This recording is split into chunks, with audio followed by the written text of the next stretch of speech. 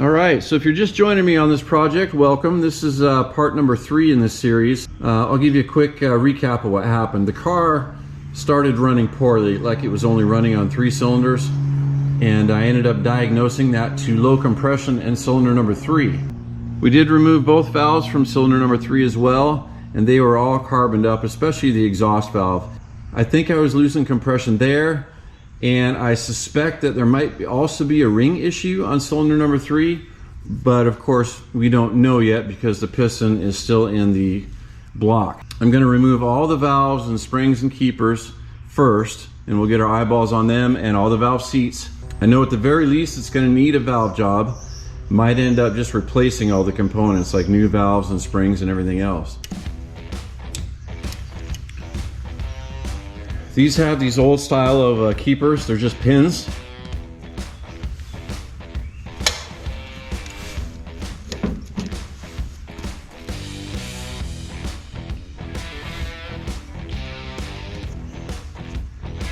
Yeah, this one's pretty bad too. This is more or less how cylinder number 3 exhaust valve looked.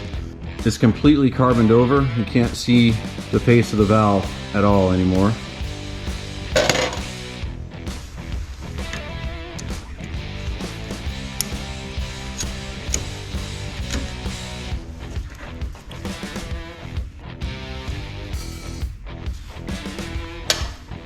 Here's the intake for cylinder number 1. It's got some surface rust on there just because I've had the head off the engine for a while. I haven't been working on it, and these things tend to flash rust if you just leave them sit. I've got them numbered just in case I reuse them because I want to get them back in the same spot that they came out, but most likely I'll end up replacing all of them. We'll see.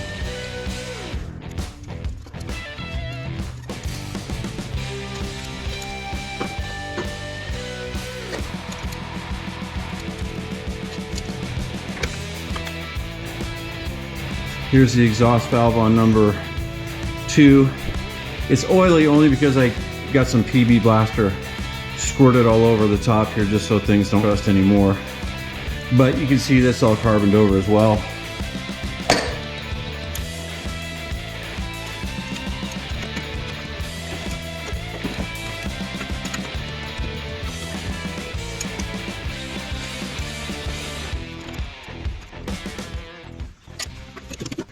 Well, all the valves are pretty much the same. All the exhaust valves are completely carboned over.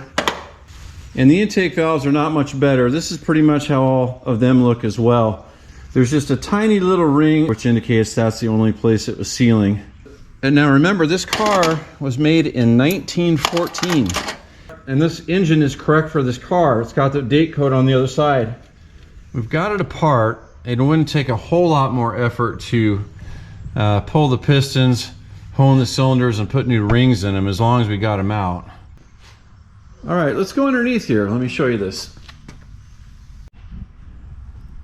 All right, I just drained the oil from the crankcase. Still dripping just a little bit. The oil that came out of it looked pretty good, but let me give you a shot of underneath here. That's the wishbone. And its job is to triangulate the, the front axle and kind of stabilize things, because these cars have pretty weak frames. They're just C-channels. So I think this wishbone adds some rigidity and some stabilization to the front axle to kind of help the car go straight. This greater assembly here from back there above the bucket to up here in the front by the hand crank, that's the greater oil pan. Back there you can't see it, but behind that hump it actually extends even further, and it goes underneath the transmission. Right in that hump there is where the flywheel is and the internal magneto. This car happens to have a very healthy magneto. It runs great without a battery. It even starts without a battery, with a lot of times just with one pull on the crank. So the greater oil pan is kind of a monstrosity. It's really kind of large and awkward. So luckily we have this inspection cover right there. hopefully that's all we'll need to remove to do what we need to do for this project. One thing that's unique on this car that you don't see on many Model T engines anymore is this car actually still has the splash pans on the side of the oil pan, the side of the engine. Right there is the splash pan, and on the other side is the other splash pan right in there. And that hump right there with the hole in it, that is directly below the carburetor. So what I'm going to do now is we're going to remove all these bolts. They look like 1/2 inch to me. We'll find out in a minute. And we'll remove this inspection cover and get a look at the bottom end of the engine.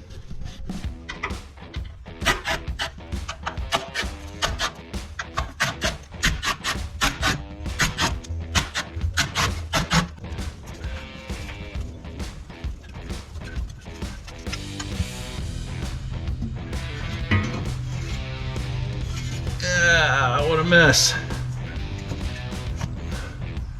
It's kind of hard to get a good shot under here with the darkness, but I think we can see all right. Well, I was hoping to find a high dollar counterweighted crankshaft in here, but this looks like just a standard Model T crankshaft. As far as crankshafts go, they're pretty small.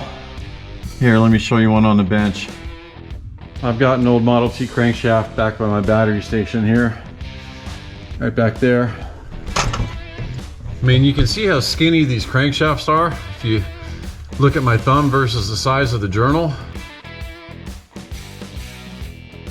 When I redid the engine in this 1923 Model T back in 2017, I had that professionally rebuilt along with the transmission. But when I did that, we put a scat counterweighted crankshaft in there. And I think back then it was, I want to say $1,100 or $1,200 for the crankshaft. And now I think they're closer to $2 grand. So I was really hoping to find one in our 1914 over there, but we found an original Ford Model T crankshaft in there instead. This right here is the rod cap for our suspect number 3 cylinder. We've got cotter pins and the castle nuts, and you can see these right here. These are called oil dippers because this engine does not have an oil pump of any kind. This is just a splash system. So every time these come to the low point in their apex, they splash down into the oil in the oil pan here, and these little dippers here pull the oil up out of the bottom of the pan and splash around on the components up higher, and that's how it gets oiled. You know, just a visual inspection, everything looks to be okay.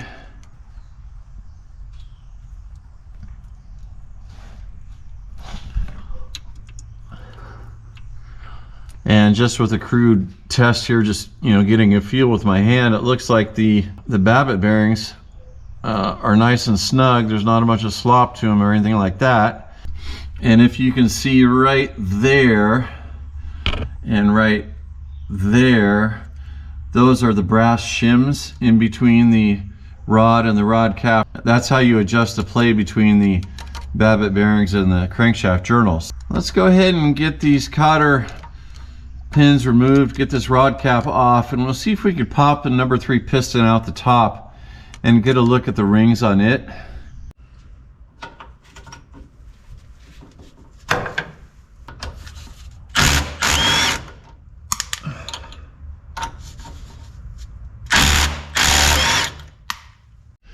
And just real quick, this is not a product endorsement or anything like that, but I got this Milwaukee Fuel drill driver impact gun for my birthday. This is the best tool that I have gotten in a very long time. It's got a hex chuck on the end, so you can put anything with a hex, you know, shape in it, and you don't even have to do anything. You just push it in there and it grabs it, and then when you want to take it out, you pull that thing and you can pull it right out. And you can use it as a nut driver, and you can also use it as an impact wrench. Before I just had my regular DeWalt drill or my impact gun, but this guy kind of fits in between where I can do a lot of the same stuff with just one tool.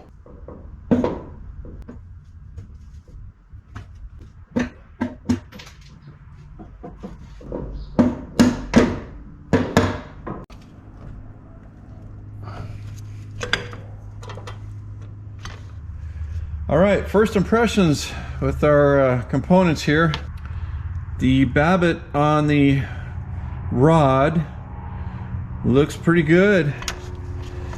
The babbitt on the rod cap also looks okay. The castle nuts look good, threads are still good there. Here's the dipper. Nothing wrong with that, we'll reuse it.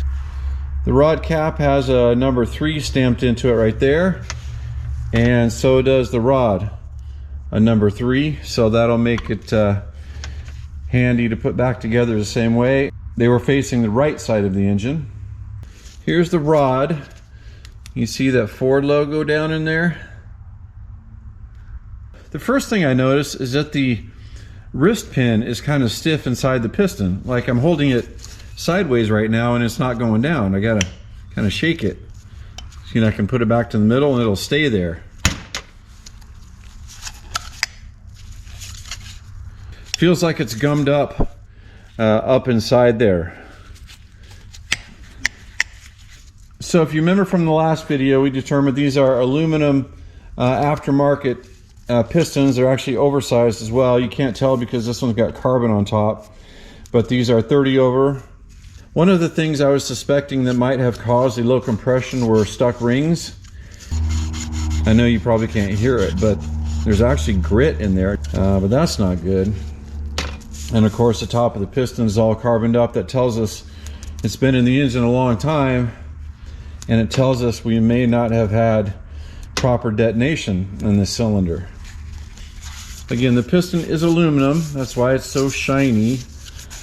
The only thing a little bit suspect with this piston is right in here. It's a little bit discolored, and we got some vertical scratches. It's not enough to get my fingernail on, so it's still very, very smooth in there, and that would probably just polish out. But that's the only thing wrong that I see with this piston, besides the fact that it's all gummed up. I'm going to get the other 3 pistons removed from the engine, and I'll bring you back when I'm all done, then we'll go through and inspect those. Alright, I've got the number 1, 2, and 3 pistons removed. Everything looks good as far as the crankshaft goes. But I wanted to show you this before I remove number 4. The pistons 1, 2, and 3 are easy. They're within the confines of the hole of the inspection cover. But number 4, I don't know if you can tell that on camera or not, but number 4 is tucked back in there, I don't know, maybe 2 or 3 inches, well, solid 3 inches I'd say, from the edge of the inspection cover. So you can't just get like a straight socket extension up there on it. So besides collecting antique cars and tractors, I also like to collect antique tools and accessories and doodads and all kinds of things. Well, one of the things I've collected in the past is this Model T 4th rod cap wrench. It was made specifically for that problem. It was bent so you could reach up inside the pan and get to the nuts on the bottom of the 4th rod. And I've never used this before, but I pulled it off the wall and got under there, and sure enough, it fits right in there pretty good. You know, it was purpose built for that. However, this particular one, I don't know if you can see, it's got some cracks in the socket. Yeah, you can see them there. So when I went to put torque on them to remove the nuts, it wouldn't grab the nut because the socket just kind of spread apart. Anyway, what I did to get those nuts off is I went the modern approach, and I went with a 5/8 wobble socket, you know, these universal type sockets. So I put a 10-inch socket extension on my new nut driver gun here, and with the wobble socket, and that did the trick. Alright, all 4 pistons are on the bench. Everything looks okay to me, with the exception of there's a lot of grit and grime in all of the ring grooves. And a lot of these wrist pins are the same. See how stiff that one is too? That's even stiffer than that number 3 we took out. This is number 4. The babbitt looks good on all 4, so that's good news. That's going to save us some time and money. that we don't have to do that. If you remember, these pistons are aftermarket aluminum pistons with a slight dome to them. Standard Model T pistons are cast iron flat tops, and these particular pistons have 3 rings. Something that's a little bit different on these versus, for example, the Case DC that I just worked on a little while ago, and also the Farmall Cub. Those were the last 2 engines that I put rings in. Both of the compression rings on those engines were straight cut. The top ring on these is beveled. Bevel faces up, and the second ring, if there is a bevel, faces down. That was a little bit different from what I've been used to seeing lately. Anyway, just wanted to mention that. For whatever reason, all 4 of these pistons had some grit and grime in the piston rings, so I think there's probably a good chance that piston number 3 here from our problem cylinder, I think there's a good chance that the rings might have been stuck after all. The camera's not going to do it justice because I can feel the grit when I spin them. I could have my old valves ground, but to be honest, Model T valves and springs are pretty cheap. For example, one of these springs I think is like 89 cents each, and I think these valves are maybe $8 or $10 each. So we're not talking about like a bigger motor or like the Case DC, for example. Each valve on that was $40. So even if I get all new rings and valve components, this is still going to be a relatively cheap project. All right, the valve stems come in at about 0.3110, 0.312. So I think stock is 0.312. So these are stock sized valve stems. So I'm going to have the option of buying stock sized valves on valve stems, or you can get stock sized valve heads with slightly oversized stems. And then you buy a reamer to ream out your valve guides in the block. The valve guides in the block are not bad, but there is just a tiny little bit of slop. I think if it's an option for us, it might be wise to get just the next size up valve stem and ream them out to that size so they'll be perfect. So of course we're going to clean everything. We're going to get new rings. We're going to get new valves.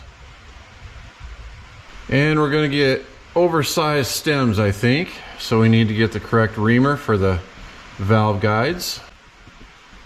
We're going to get new springs. We'll also get new pins and retainers if they are affordable. And then we need to clean and cut the valve seats. We're also going to need a new head gasket and whatever else that I'm forgetting. So the engine's going to be sitting bare like this for a while, and what I like to do is just spray some oil on the top, all the surfaces, and down around in the cylinders as well.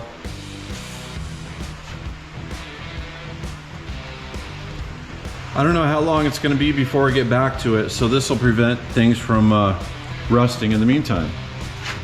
So I think we have a good plan of attack here. Things don't look too terrible. I think this is something we're going to be able to fix okay. Thanks for watching as usual. Hopefully we'll get back to this sooner than later, but we still got the Willys project we're working on, and I've got some other projects lined up for the near future.